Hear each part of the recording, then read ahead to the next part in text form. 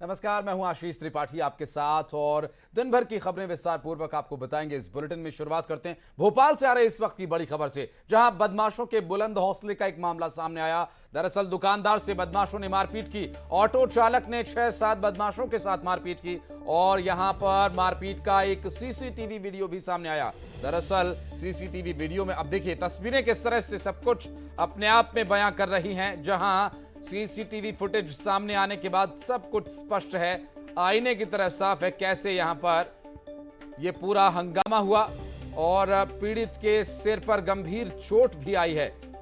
बदमाशों के साथ मिलकर मारपीट का यह पूरा मामला सामने आया। 6 से 7 बदमाशों के साथ मिलकर ऑटो चालक ने मारपीट की और मारपीट का सीसीटीवी वीडियो भी सामने आया और सिर पर भी गंभीर चोट आई है पीड़ित को।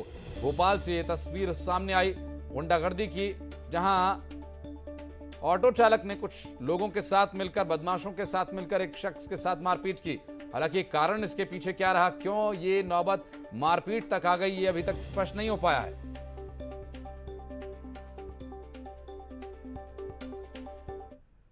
खबर इंदौर से, जहां विजयनगर क्षेत्र में दिन दहाड़े बॉटम से बार पर बदमाशों ने पथराव कर दिया। पथराव की यह पूरी घटना बार में लगे हुए सीसीटीवी कैमरे में कैद हो गई।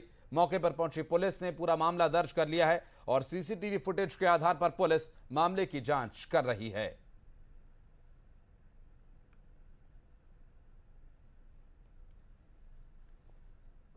इंदौर के रीगल चौराहे पर हिंदू महासभा ने जमकर विरोध प्रदर्शन किया।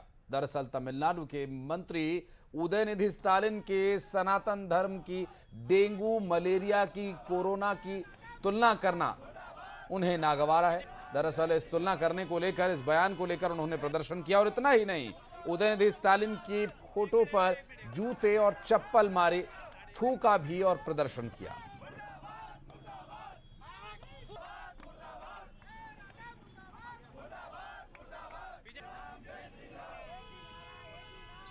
विरोध प्रभु सनातन धर्म पे कई अधर्मी लोग जो कि सनातन धर्म छोड़ के दूसरे धर्म में शामिल हुए हैं, वो धर्म के कह ही नहीं सकते उनको, वो अधर्मी है जिन्होंने हमारे सनातन धर्म पे प्रहार करने का कार्य किया है। कभी कोई राजनीतिक पार्टी सनातन धर्म पे प्रहार करती है और हम ये कहना चाहते हैं कि उस देश का पतन तय है जिस देश से उसकी संस्कृति खत्म हो जाती है। तो यह हमारे भारत को ख़त्म करने की कूटनीति सोच है, आतंकवादी सोच है जो हमारी संस्कृति को ख़त्म करने का प्रयत्न कर रही है। पहले स्टालिन के लिए विरोध है और साथ में भूपेन जी के जो पिताजी हैं उन्होंने भी सनातन धर्म को अनाप शनाप बातें कही हैं। उन्होंने डेंगू, मलेरिया, HIV जैसी बातें सनातन धर्म के लिए कही है। शर्मसार करने वाली बात है।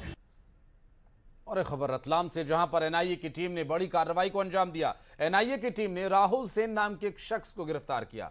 रांची में एनआईए ने हाल ही में फैजान अंसारी नाम के एक शख्स को गिरफ्तार किया है, जिससे यह पता चला कि आईएसआईएस से इसके सीधे संबंध थे। फैजान की निशानदेही पर ही एनआईए ने दबिश देकर राहुल को पकड़ा। दोनों सोशल मीडिया अकाउंट से आपस में जुड़े हुए थे, बातें करते थे। पुलिस राहुल के लोकल कनेक्शंस को तलाश रही है और साथ ही आतंकी संगठन से यह कब जुड़ा, क्या कुछ इसके संबंध हैं, इसकी जांच रतलाम पुलिस कर रही है।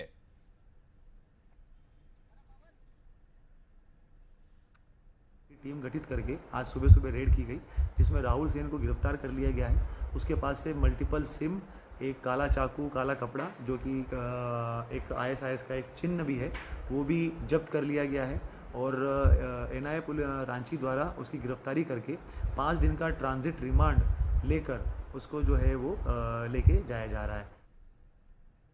और प्रधानमंत्री नरेंद्र मोदी ने मध्य प्रदेश को बड़ी सौगात दी। पीएम मोदी ने बीना में बीपीसीएल रिफाइनरी में पेट्रोकेमिकल प्लांट की आधारशिला रखी। यह प्लांट 50,000 करोड़ रुपए की लागत से बनेगा। साथ ही 1800 करोड़ के इंडस्ट्रियल प्रोजेक्ट्स का वर्चुअली शिलान्यास किया। इस मौके पर पीएम मोदी ने कहा कि इस परियोजना पर किसी राज्य के बजट से ज्यादा खर्च किया गया है। ये परियोजनाएं गरीब और मध्यम वर्ग के परिवारों के सपनों को सच करने वाली हैं। इससे युवाओं को रोजगार मिलेगा। पीएम ने कहा कि आजादी के अमृत काल में देशवासियों ने भारत को विकसित करने का संकल्प लिया है। भारत आत्मनिर्भर हो और विदेशों से कम वस्तुएं मंगानी पड़े। भारत पेट्रोल डीजल बाहर से मंगाता है, साथ ही पेट्रोकेमिकल के लिए एक दूसरे देशों पर निर्भर रहना पड़ता है। बीना रिफाइनरी में पेट्रोकेमिकल्स कॉम्प्लेक्स भारत को आत्मनिर्भर बनाने में मदद करेगा। इससे पहले पीएम मोदी ने बीना में एक रोड शो भी किया और इस मौके पर मुख्यमंत्री शिवराज सिंह चौहान उनके साथ मौजूद रहे। का भी शिलान्यास होगा और ये शिलान्यास स्वयं इन परियोजनाओं पर केंद्र सरकार 50,000 करोड़ रुपए से ज्यादा खर्च करने वाली है। कि मध्य प्रदेश के लिए हमारे संकल्प कितने बड़े हैं। ये सारे प्रोजेक्ट्स आने वाले समय में मध्य प्रदेश में हजारों हजार युवाओं को रोजगार देंगे। आज जो बीना रिफाइनरी में पेट्रोकेमिकल कॉम्प्लेक्स का शिलान्यास हुआ है, वो भारत को ऐसी चीजों के उत्पादन में आत्मनिर्भर बनाने का काम करेगा। हमारे यहां मध्य प्रदेश में भी भोपाल, इंदौर और खजुराहो में भी G20 की बैठकें हुई और उसमें शामिल होकर के जो लोग गए ना, वो आपके गुणगान कर रहे हैं, आपके गीत गा रहे हैं। ये बुंदेलखंड की धरती जिसको कांग्रेस ने हमेशा पिछड़ा रखा था, पिछड़ेपन का अभिशाप झेलने के लिए मजबूर थी। लेकिन आज ये जो पेट्रोकेमिकल कॉम्प्लेक्स बन रहा है, इसमें सीधे 50,000 करोड़ का निवेश आ रहा है, सीधे 50,000 करोड़ का। इस पूरे इलाके की तस्वीर बदल जाएगी और यहाँ की जनता की तकदीर बदल जाएगी। कैन और बेतवा परियोजना हमारी मंजूर हो गई है, सारी औपचारिकताएं पूरी हो गई है। बुंदेलखंड की 20 लाख एकड़ जमीन में सिंचाई होगी।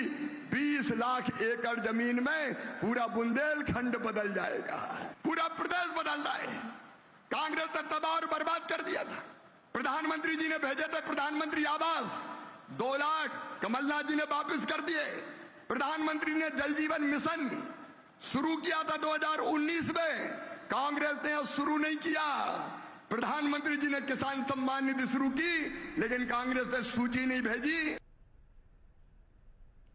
सनातन पर हमला बोलने वालों को करारा जवाब मिला है और यह जवाब खुद प्रधानमंत्री नरेंद्र मोदी ने दिया। सागर के बीना में एक सभा को संबोधित करते हुए प्रधानमंत्री ने सनातन का विरोध करने वालों पर प्रहार किया। विपक्षी गठबंधन पर भी जोरदार हमला बोला।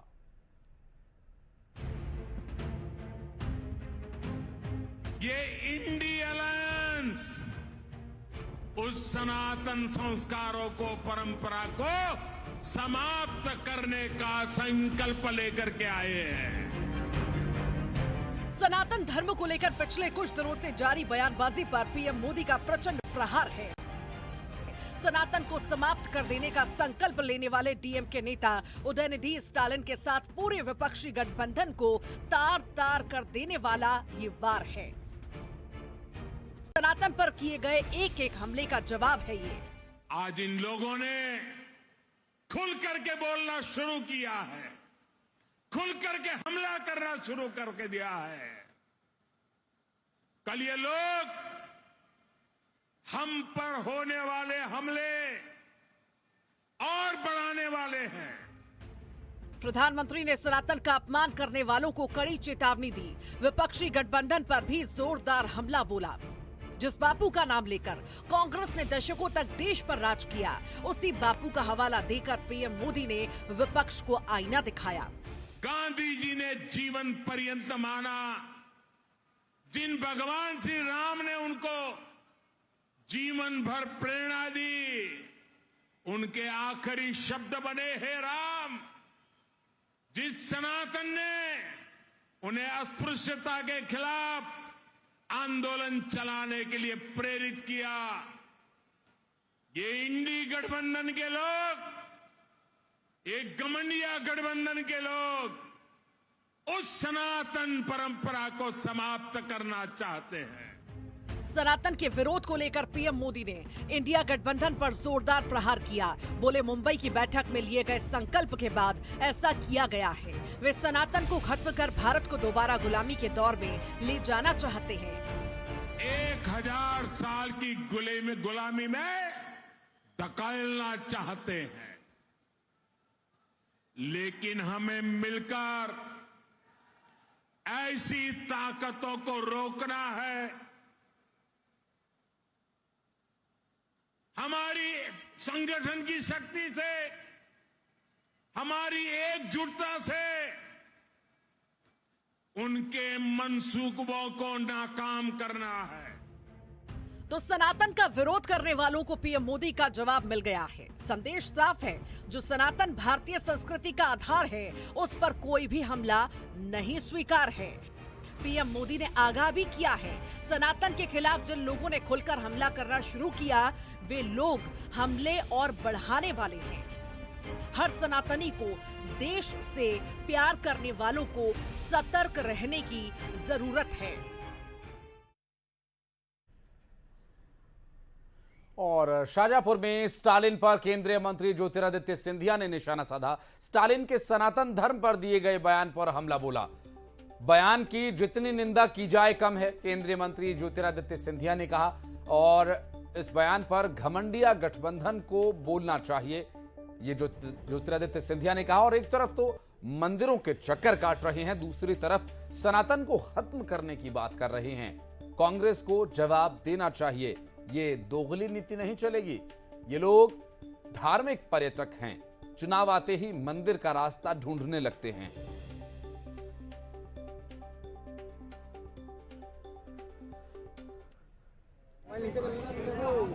कोई करे कि सनातन धर्म नष्ट होना चाहिए, कोई करे कि सनातन धर्म HIV और लेप्रेसी की तरह है। मैं कहता हूँ जितना हम निंदा करें वो कम होना। और आप प्रजातंत्र के चौथे स्तंभ, जनता यहाँ बैठी है, इस वाक्य का जवाब जो घमंडिया गठबंधन है 28 दलों का, कांग्रेस जवाब दे। एक तरफ तो मंदिरों के चक्कर लगा रहे हैं और दूसरी तरफ सनातन धर्म को नष्ट करने की बात कर रहे हैं। ये दोगली नीति नहीं चलेगी। और इसलिए हम कहते हैं कि ये धार्मिक पर्यटक हैं, केवल चुनाव आते हैं तो मंदिर का रास्ता ढूंढने लगते हैं। और एमपी में बीजेपी की जन आशीर्वाद यात्रा जारी है। शिवपुरी में यात्रा में शामिल हुए कैलाश विजयवर्गीय ने राहुल गांधी पर हमला बोलते हुए कहा कि राहुल गांधी मध्य प्रदेश में क्या मुंह लेकर आएंगे, इसलिए वो मुंह छिपाकर बैठे हुए हैं। 2018 में राहुल गांधी ने जो ऐलान किया था उसे पूरा नहीं किया। अब उन्होंने एमपी से दूरी बना ली है। साथ ही बोले कि प्रियंका गांधी को अब सब लोग समझ चुके हैं, इसलिए मध्य प्रदेश में प्रियंका का चेहरा बेसहारा, बेअसर हो गया है।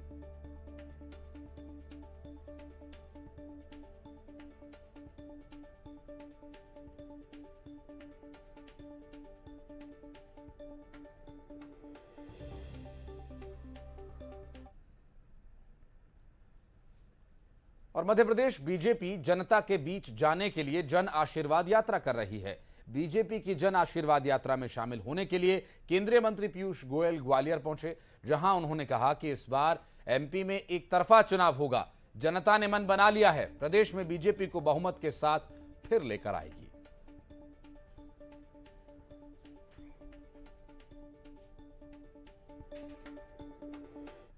बार का चुनाव एक तरफा भारतीय जनता पार्टी के पक्ष में है।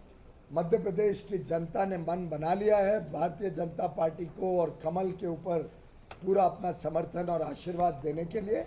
और मैं समझता हूं फिर एक बार नई ऊंचाइयों पे भारतीय जनता पार्टी की विजय मध्य प्रदेश में निश्चित है।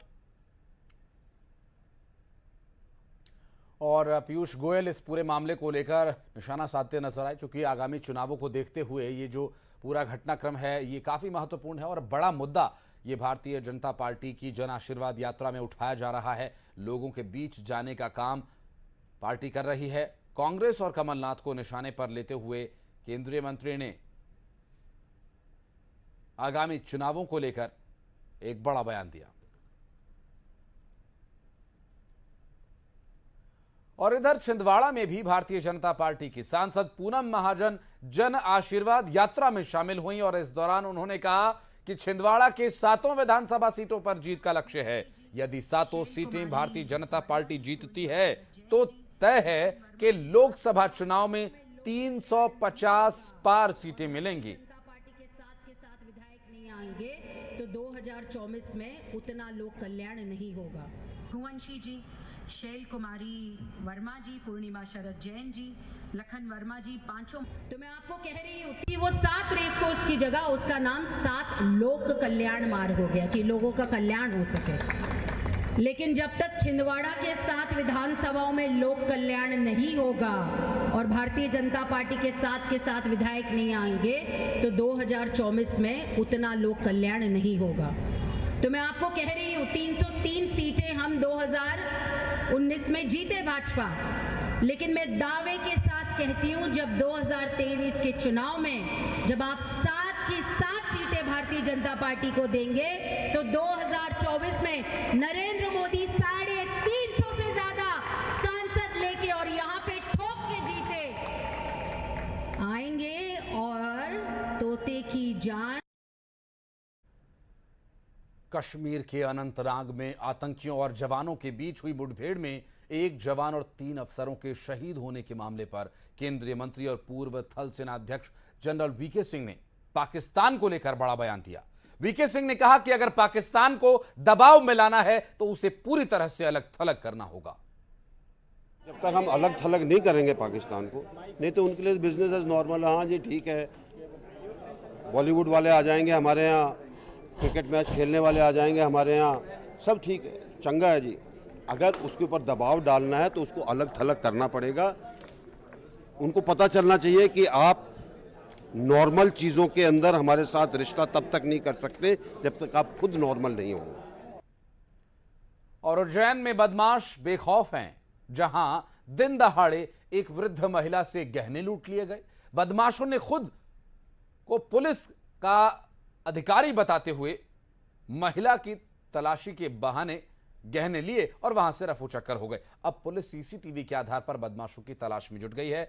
महिला का यह कहना है कि वो लोग आए और उन्होंने खुद को पुलिस अधिकारी बताया और इस दौरान पुलिस अधिकारी समझकर महिला ने उन्हें तलाशी लेने दी, लेकिन वे तो ठग और चोर थे जिन्होंने इस पूरे मामले में न सिर्फ महिला के विश्वास को तोड़ा बल्कि गहने लूटकर वहां से फरार हो गए।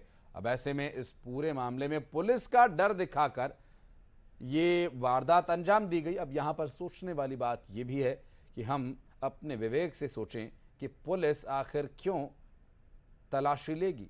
अब पुलिस और लोगों के बीच की जो खाई है वो ये डर है कि पुलिस अगर आई है तो कुछ गड़बड़ है। पुलिस आपकी सुरक्षा के लिए है, न कि आपको डराने के लिए।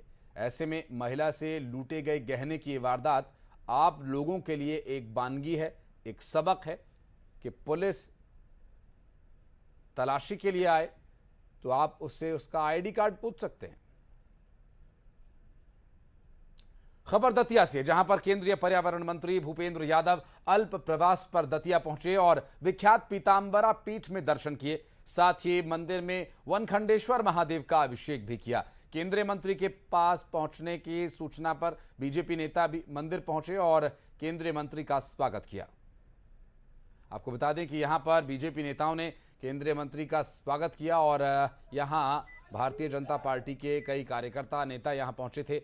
वनखंडेश्वर महादेव पर अभिषेक करने के लिए पहुंचे केंद्रीय मंत्री ने बाबा का आशीर्वाद लिया और इस दौरान जानकारी मिलने के बाद काफी संख्या में भारतीय जनता पार्टी के कार्यकर्ता भी उनके स्वागत के लिए वहां पहुंचे। फूल माला और पुष्प गुच्छ देकर उनका स्वागत किया। दतिया से तस्वीरें आपकी टीवी स्क्रीन पर।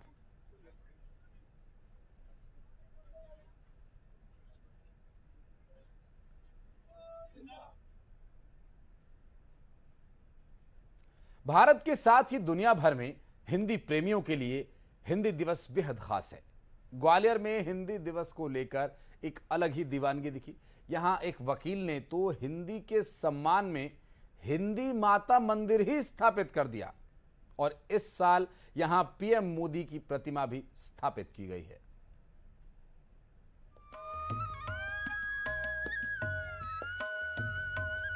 चरणों में फूल, आस्था की आरती, ये मंदिर खास है। यहाँ जो देवी विराजमान है वो भारत की शान है, देश की जुबान है। वो देवी जो कश्मीर से कन्याकुमारी तक हिंदुस्तान को एक सूत्र में पिरोती है। नाम है हिंदी। जी हाँ, ग्वालियर में बना देश का इकलौता हिंदी माता मंदिर है ये।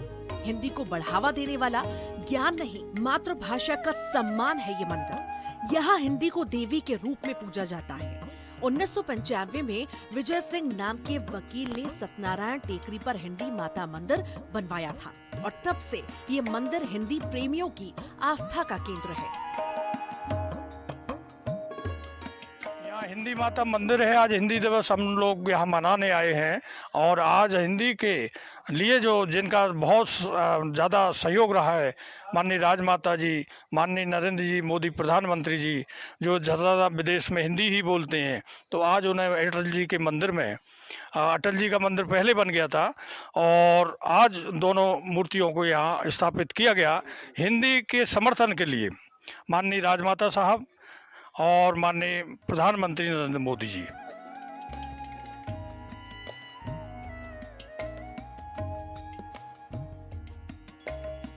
14 सितंबर को हिंदी दिवस के मौके पर जहां देश भर में कार्यक्रम आयोजित किए जाते हैं, इस मंदिर में विशेष पूजा और आरती होती है। हिंदी माता मंदिर के पास ही पूर्व प्रधानमंत्री अटल बिहारी वाजपेयी का मंदिर भी बना है और इस बार हिंदी को बढ़ावा देने के लिए यहाँ पीएम मोदी की मूर्ति भी स्थापित की गई है। हिंदी को जागृत करने के लिए, जन जन में चेतना भरने के लिए आज हम यहाँ हिंदी दिवस मनाते हैं। हिंदी माता का मंदिर हर जगह नहीं मिलता। यहाँ हम 8-10 वर्षों से यहाँ आ रहे हैं और यहाँ हिंदी दिवस मनाते हैं कि मोदी ने जो हिंदी का विकास किया है। आज हिंदी न सिर्फ न्यायपालिका हाई कोर्ट में बोली जा रही है, जजमेंट लिखे जा रहे हैं, बल्कि जो मेडिकल की परीक्षा है वो भी अब हिंदी में होने लगी है और जो बुक्स वगैरह हैं वो भी सब हिंदी में आ रही हैं। तो इसी विचार को रखते हुए हम लोगों ने राजमाता जी को यहाँ स्थापित किया, पीएम मोदी जी को यहाँ स्थापित किया। हमारे ग्वालियर की आन बान और शान माननीय आरसी लाहौटी साहब की मूर्ति भी यहाँ स्थापित की है, ताकि यहाँ की जनता को, यहाँ के लोगों को ये प्रेरणा मिल सके कि हिंदी भी हमारी किसी से कम नहीं है और हम हिंदी को लेकर बहुत आगे बढ़ सकते हैं। हिंदी दिवस पर हर साल मंदिर में हिंदी प्रेमियों का तांता लगा रहता है। लोग हिंदी का सम्मान और गौरव बढ़ाने के लिए यहाँ आते हैं और अब तो पीएम मोदी की प्रतिमा भी यहाँ स्थापित है और मंदिर के संस्थापकों को उम्मीद है कि अब यहाँ और भी भक्त आएंगे। सुशील कौशिक, न्यूज़ 18, ग्वालियर। और ये था आज का एमपी दिन भर, जिसमें देखिए आपने दिन भर की खबरें। इसके साथ इस बुलेटिन में फिलहाल इतना ही। वक्त एक छोटे से ब्रेक का रहेगा। ब्रेक के बाद भी खबरों का सिलसिला जारी रहेगा।